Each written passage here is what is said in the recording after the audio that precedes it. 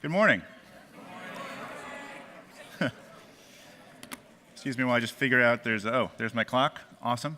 I guess let me start with a thank you. It's an honor and a privilege to be here with you today. I want to say thanks to Mike and Jackie Bezos and the Bezos Family Foundation for creating and nurturing this amazing opportunity for you guys, to be participating in the Aspen Challenge, and thanks to Katie Fitzgerald and her team at the Aspen Institute for executing so perfectly. So it is my thrill to be back here. I was here last year as a spectator in the back of the room, where I got to witness last year's challenge. And then I think 2 or 3 years ago, I was in Washington, D.C., where I issued a challenge. And I will tell you, my challenge for you this morning is much, much better. I think it's going to be awesome, and it's my hope too that I've created the perfect challenge that will entice and appeal to all of you. Let me, in the time we have, I can't see the boards. Can we start with the? Can we get? Yeah, there we go. Is this awesome? All right. So you guys will be looking to the sides. For those who are on Instagram, which I think is everybody in the world, those are the hashtags for me, Josh Bernstein and Explorer at Large, both, one for my business and one for me. But I want to actually start with a little bit of a better understanding of you guys here in the room. So let me ask you these 5 questions. Who here, can I see the, yeah, who here wants to be a teacher? Does anyone want to work in education? No, the teachers in the room, you can't answer this. The students here, who thinks they might want to be a teacher, raise your hand real quick. Awesome, cool. Okay, next group. Who here wants to be a scientist? We'll put engineers, mathematicians, awesome, good, okay, lower your hands, thank you.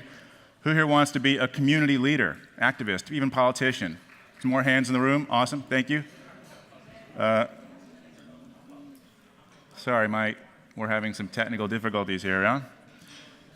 Community leader, and then who wants to be a doctor?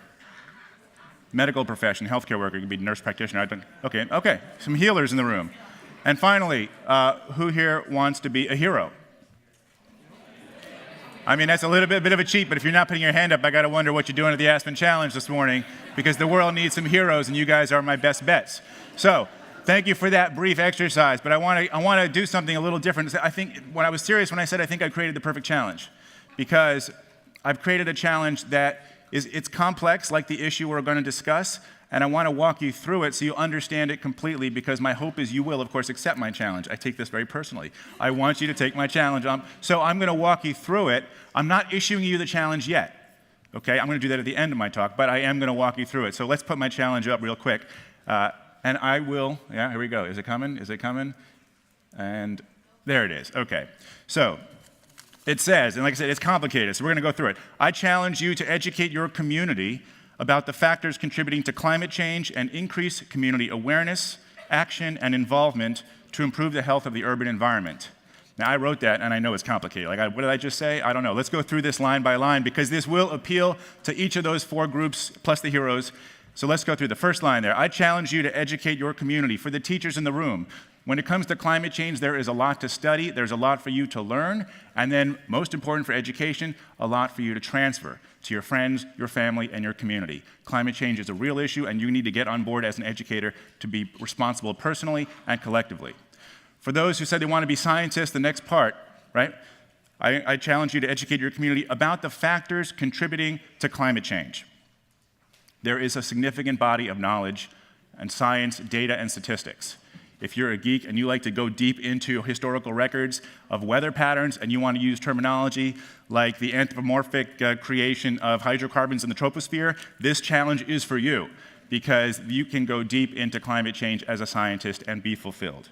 The third part, increase community awareness, action, and involvement. For the activists, for the leaders, there is nothing more important than preparing your community for the realities today and in the future around climate change. And it's not enough to just know the facts. You have to be able to engage and motivate. You have to take that moment of learning into a movement in your communities, and I assure you there is nothing more important than what we're breathing and drinking and eating, as I'll get to in a moment. So for the community leaders, that's that piece for you. And finally, for the people in healthcare, the wannabe doctors in the room, the final part is to improve the health of the urban environment. There are real and significant impacts to your health and your family's health just because of the air we're breathing, the food we're eating, the water we're drinking, and it all relates back to climate change. So when I said, I think I have the perfect challenge for the people in this room, I was serious. This is a real issue, And I'm not discounting any of the other challenges, but I can assure that as much as, and who here breathes? Yeah? Who here drinks water? Right? Who here eats food? So these are pressing issues. I haven't, thankfully I can say this without slamming any, because I don't know the other challenges, but I guarantee you, breathing is important, right? And it will continue to be important for the rest of your lives. So take this, to consider the impact of climate change as we get deeper into it. Now I'm going to take a brief detour into who I am and why I'm standing up here in front of you wearing a cowboy hat, dressed like Indiana Jones, as someone said. So let me say, who am I, right? Who am I? Why am I here? I think Greg had a great line. Every person is a library. I'm totally stealing that and using that right now. So what's this library all about? I will tell you. Briefly, though, because again, the internet, I don't want to waste too much time. You type in Josh Bernstein on the internet and you can have a field day. So, but I have a history that is, I would describe myself as an explorer, an educator, and environmental advocate. Explorer, educator, environmental advocate. Let me go backwards from the last one. Environmental advocate.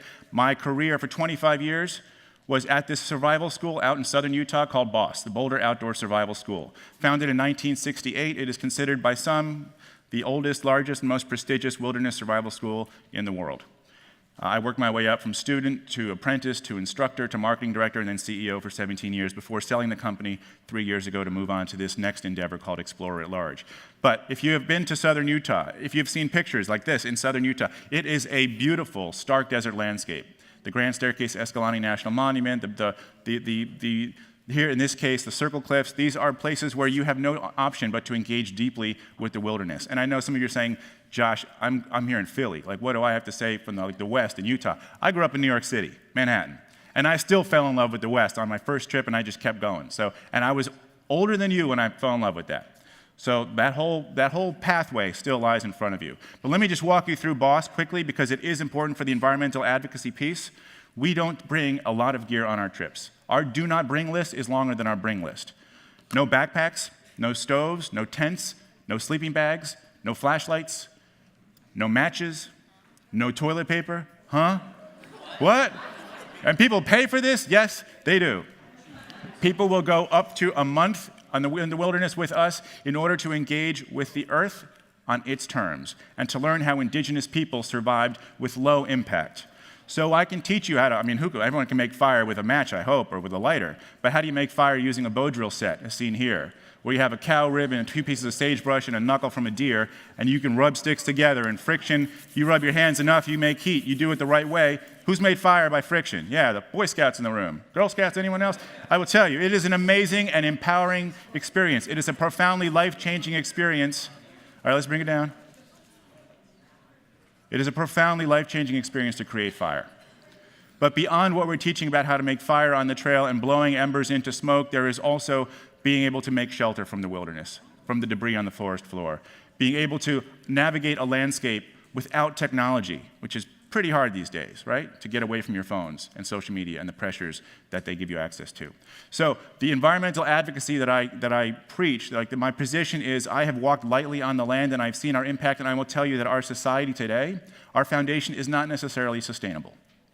Our consumer culture in Western society specifically, our disposable, let's throw this away and get the next best thing tomorrow, that is not necessarily a path to sustainability. And that leads into climate change. So that's why I wanted to bring that part of my library into this conversation. The second part of the educator and explorer.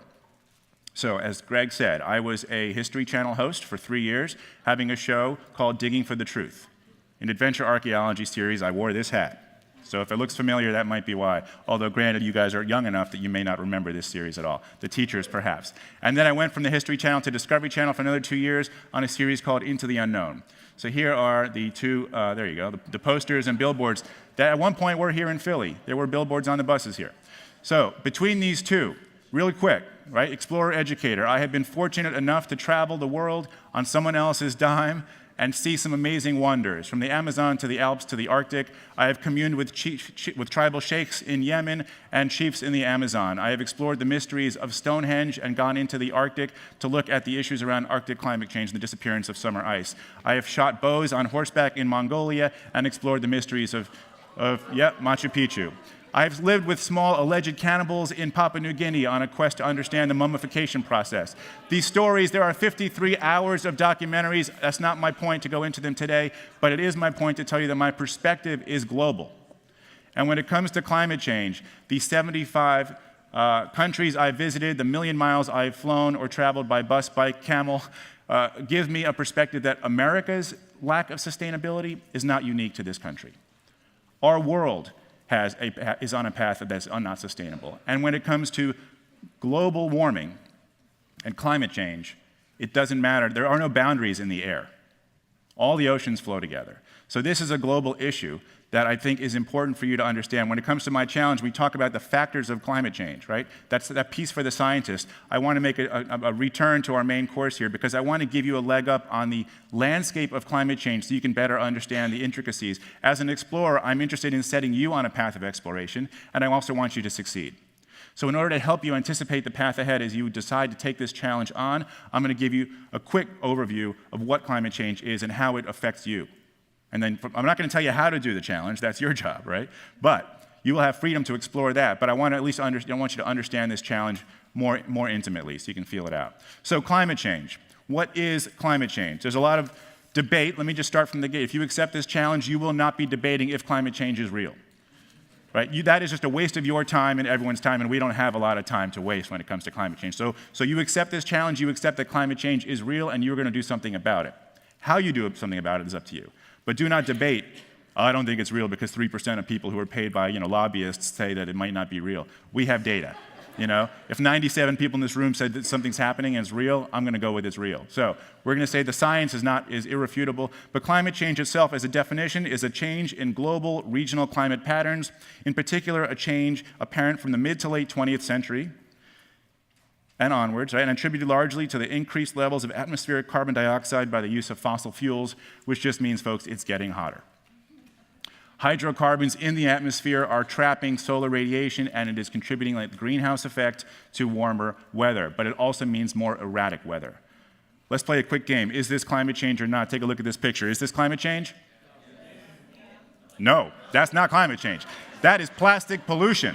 That is another problem, but don't be misled into thinking that's climate change. That is a tragedy for plastics and our ocean environment, but that is just us being irresponsible. Next one.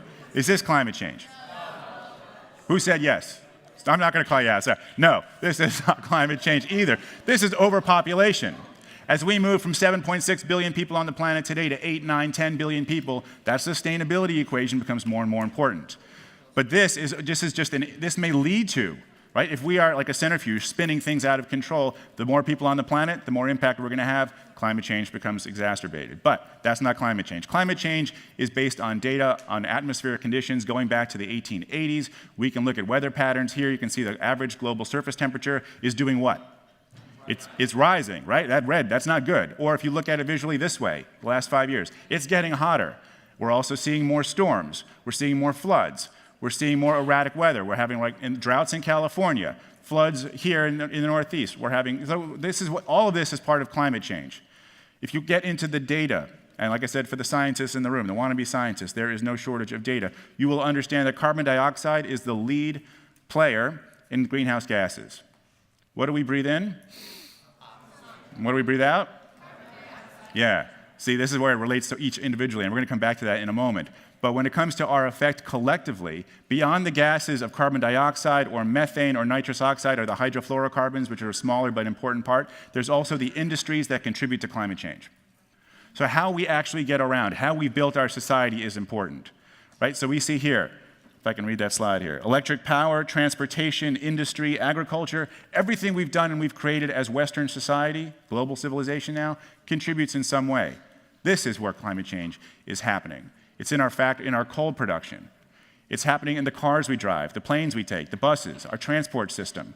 We're creating carbon dioxide, we're creating methane, and what do trees, like deforestation, plays a role in climate change. Why? What do trees breathe in? What do they breathe out? All right, what happens if we cut them down? Yeah, we're kind of defeated, we're exacerbating, we're worsening our condition because we need the oxygen, they need the carbon dioxide, but we cut them out of the equation, and all of a sudden things get worse. What about cows? Part of the equation? Yes, not just because of livestock and our consumption and the ratio of water and what we have to input to eat meat, but it's the backside of cows. What do cows do almost all day long? They fart. Thank you very much. It's true. And it's actually been underestimated, the amount of methane that's happening from livestock. We are consuming, especially in this country, we are obsessed with beef.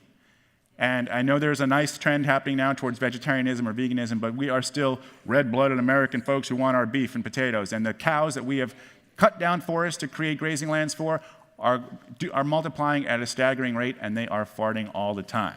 So methane becomes an issue. So between the cars and the planes and the coal factories and the livestock, our atmosphere is changing and radiation is penetrating. And what happens as the atmosphere warms up? Things start to, the temperature rises, and if you are a person, if you're a warm-blooded mammal, then you have the luxury of what? Either taking off a jacket or a sweater and cooling off, or moving perhaps farther north or south if you're in the southern hemisphere. But what if you're a glacier? For 10,000 years, you've been fine because it's been below 32 degrees Fahrenheit, and all of a sudden it's now 33 and 34, and what are you going to do? Yeah, you're going to melt, and you have no choice in the matter. That's just physics. What happens if you're a coral? And the oceans are getting warmer, and they're getting more acidic. You can't move so quickly as a coral. So you're gonna die, and we're seeing the collapse and bleaching of corals all around the world. What happens if you're a crop? Yeah, crops, trees, you're also suffering because and not only is your seasonal window of growth shifting, but the pests that might try to, like the corn earworm that's trying to attack you, may not freeze, right? The larvae might not die in the winter because it just wasn't cold enough. Or it might get warmer in the spring early enough that they have a longer cycle and can start eating their crops. You can see how climate change is a complicated tapestry of factors. You pull one, all the others start to shift. Here in Pennsylvania, right, the state of Penn's Woods, Penn's Forest, you guys were literally named for the forests. You knew that? I hope you knew that. I know that. I'm from New York. Pennsylvania, Penn's Forests. So there are over 59,000 farms here in Pennsylvania. You are by far an agricultural state when it comes to industry. 7.7 million acres of land are used by farmers, and 4.5 million of those acres are actually cropland.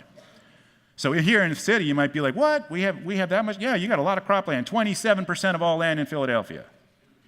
And if you break that down, which I can't see that slide so well from up here, but I tell you that dairy, poultry, eggs, these are important. Who here eats eggs? Who here drinks milk? Who here likes cheese?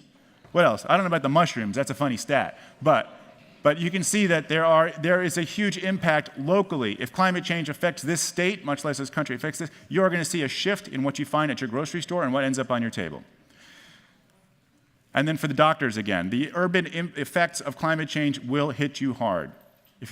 Entire countries are already trying to get their head around this, right? Ours, we're taking a bit of a step back for political reasons I'm not going to go into this morning. But I will tell you that extreme weather, disease, medical conditions, industry collapse, food shortages, loss of diversity, mortality, you guys are young and strong. But the elderly, if it's 110 degrees in the summer, it's a hard day to survive. And there's going to be more of them. If you're a baby, it's a hard day to survive. If you're infirm, if you've got asthma, breathing just got harder. So when I tell you that this is very real, I'm being sincere. That's not bluster. And so when I issue my challenge, I want you to understand that this has impact, very real impact, because you guys do need to have resources like air, water, and good food. So my challenge to you this morning is I challenge you to educate your community about the factors contributing to climate change and increase community awareness, action, and involvement to improve the health of the urban environment. Who here wants to be a hero? Take this challenge. Thank you.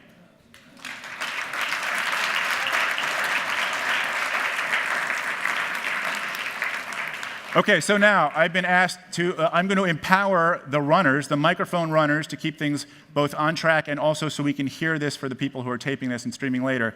The runners will pick you for questions. So if you have a question, raise your hand, but they will decide if you're going to speak or not. So who's got any questions, please? Thank you. Right here. All right, my name is Brianna. And don't you think like overpopulation has something to do with climate change? Like too much people can make the earth also too hot? Yes, I do think that overpopulation is an issue that plays into this. To be completely transparent, there are a lot of factors that play into this arena, right? So I'm highlighting the bigger ones when it comes to transportation because we move a lot of stuff around this planet. You know, people want to have their grapes in the wintertime, so the South American Chilean farmers can transport. So those are bigger issues than body heat, but the impact of 9 billion, now 7.6 billion people having their desires, the sort of whims met, that is a factor, yes. How large a role you want to highlight overpopulation? I mean, what are the options? Sterilization programs, right? That's politically problematic, perhaps, for engaging your community. But there's a reality check. Nature is an impartial judge, and we know that if we get to a place where the Earth says, that's it, too many people, there will be mass disease. There will be epidemics. There will be ways for nature to sort of clean the slate. So overpopulation will play into it. To what degree is up to you, should you accept this challenge? Thank you. Thank you. Next question. Right here. Okay. Hi, my name is Julissa, and I'm from Constitution High School. My question was, what inspired you to be an environmental advocate? What inspired me to be an environmental advocate? So when I was 15, growing up in New York City, for those of you who wondered how the hell I got out to the West as a city kid, my dad died, and in his sleep, which is a tough, pill for any high school kid to take on. Some of you know this. And so I was looking for my solace, and I found it out west on a ranch in Wyoming, of all places. And nature, as it is done for countless others on the planet, was a source of empowerment and sort of meditative soothing. And it was through that relationship with nature that I said, you know what, more of this, please. And it was a challenge in high school for me to keep going west during my summer breaks. The industry out as a guide, when I was guiding out in Utah, you don't do it for the money, so I would do construction and then make a little bit of money and then go out west. And I just continued. I didn't know it would become a career and a 25-year chapter, but I think that one of the greatest teachers is the wilderness if we are centered and quiet enough to listen. And it's a challenge these days to get that way. So thank you. Yes, in the back. I'm Kyrie. What's up? I wanted to know, since this is a big project to undertake, and how can you make this feasible? Because we teenagers, so there's not going to be a lot that we can do. But with your help, how can we make this possible? Well, I would say the first thing is to get rid of that "there's not a lot we can do" attitude, because you guys are the future, and it is up to you as community leaders, as heroes, right, to be saying, look. The people in power now, right? The people older than me, the baby boomers, and then I'm Gen X, and then there's millennials, and I don't know what you guys are called, but we haven't done a great job. The bar is pretty low in terms of you doing better than us. I think that ultimately what will change our mindset is what you say. Every parent wants to do what their child wants or says. Every grandparent wants their grandchildren to have a brighter future. So it'll be up to you to make the declarative statement like, no, enough. Industries will shift when you speak loudly. So I'd say, I'm not going to tell you how to do it, but I say you have far more power than you may give yourself credit for in this particular cause. Another question. Yeah. My name's Sam. I was just actually wondering, throughout your adventures and explorations, was there ever any obstacles that you came through that made you just want to stop doing what you were doing and just sit down and think about your life or something? That's a good question. Were there ever any obstacles that made me sort of question whether I would go on or just kind of call it quits, and why did I stick through and persist?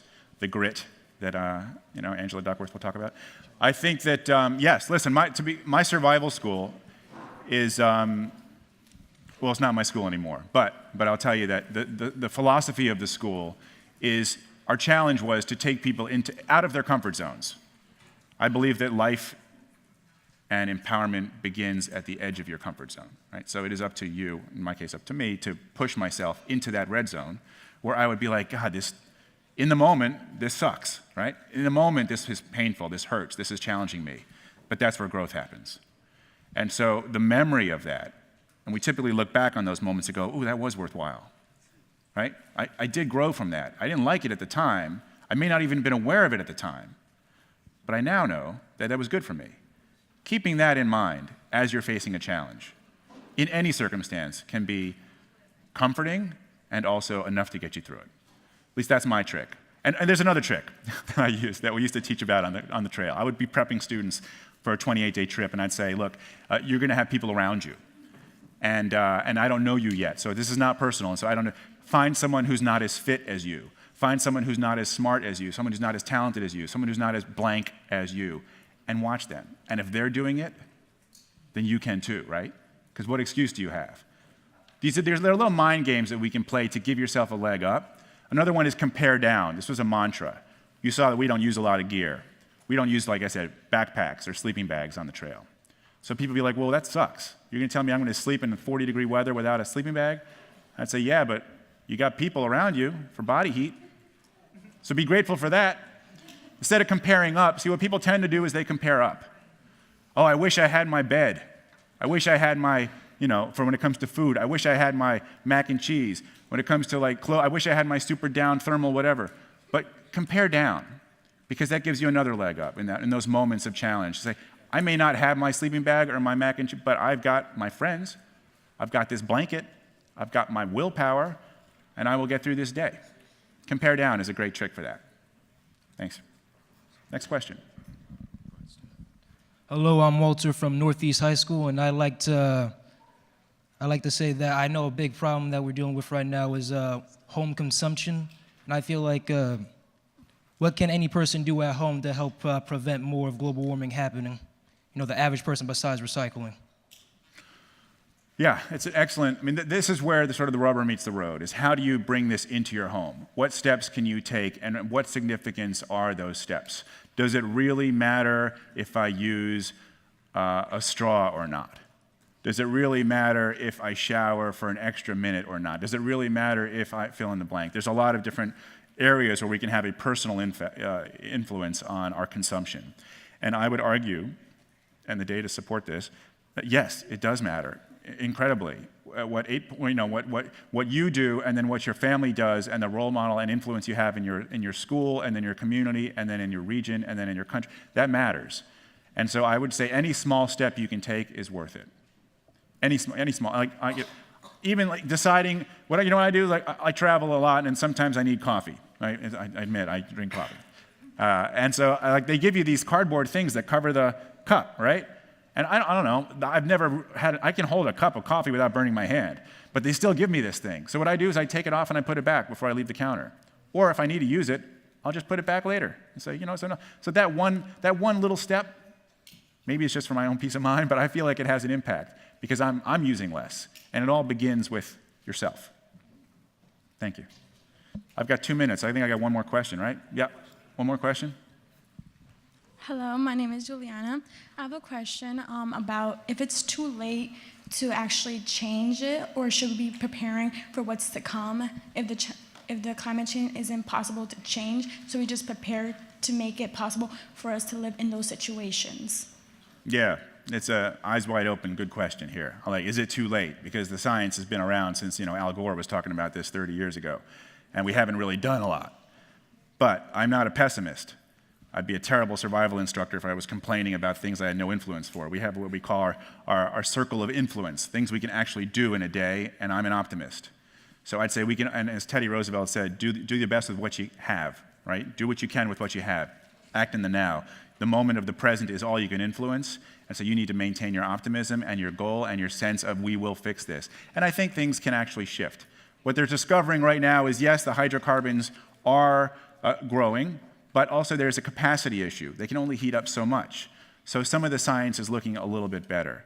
But regardless of the science, I'm arguing more from the energetic standpoint that Greg was talking about earlier, the energy, your passion, your commitment, your desire to seek a change and make that change and be that change, that's what this challenge is all about. Thank you, guys. Be a hero.